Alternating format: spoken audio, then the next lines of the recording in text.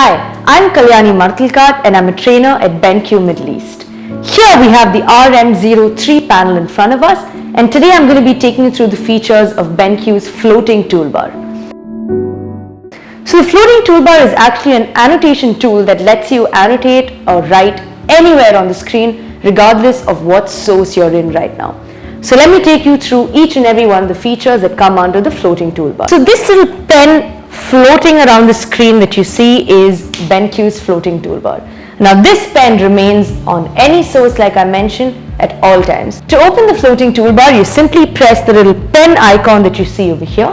Now the reason we call this a floating toolbar is because you can move it around anywhere on the screen like I mentioned regardless of what source you're in. So when you press the little pen option over here, you get 8 more options that pop up.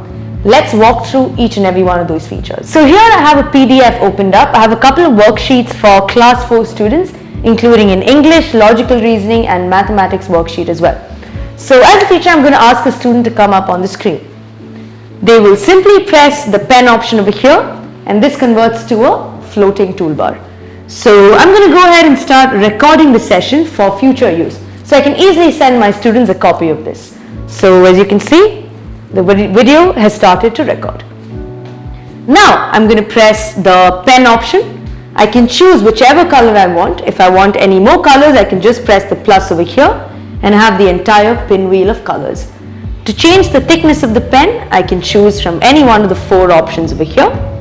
And now I can come and write the answer. So I'm going to select the 6th one. The flight landed an hour ago. I live in the city. The city is very beautiful. When you're done, simply press the pen and you are good to go. So now that I'm done with the English worksheet, I want to move ahead to the next one, which is a mathematics worksheet. So I'll simply press the floating toolbar, use the finger option over here, which will let me scroll down to the next page. Over here we have a highlighter option as well. So I'll simply press the highlighter again and I can choose which color I want the highlighter to be in. So I'm choosing the width of the highlighter as well. And these are the equations that I want my students to answer. So now that I've highlighted the ones that I want, I will ask a student to come onto the screen and I will start a timer. So this is the same toolbox that we saw on the easy write option as well. These are the gamification tools. So I'm going to go ahead and press a timer for about 3 minutes. Let's say 3 minutes and 3 seconds. Press start and I'm going to leave that up there. Now I'm going to ask a student to come up on the screen and write the answer for these equations. I'm going to press the pen. I'm going to change the color maybe to blue, change the width or the thickness, and now I can write the answer directly on the board.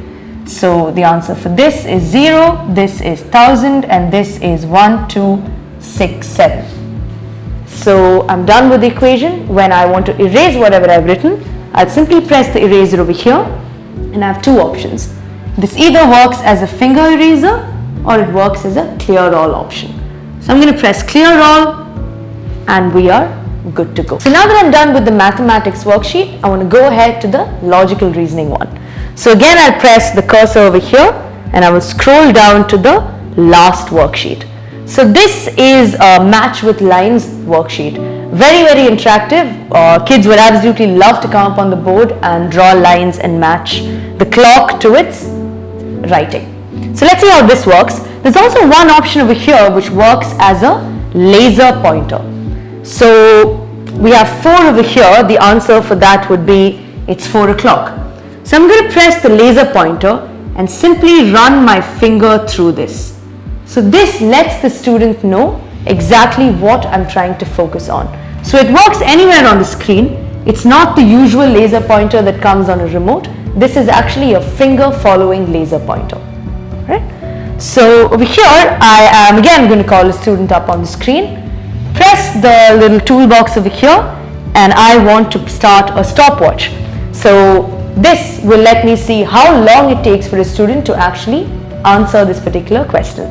So I'm going to press start, keep this up over there, press the pen and I will start writing the answers. So we have this over here, we have 2:30. When you're done, you simply press the eraser, clear all, press this again, and you are good to go.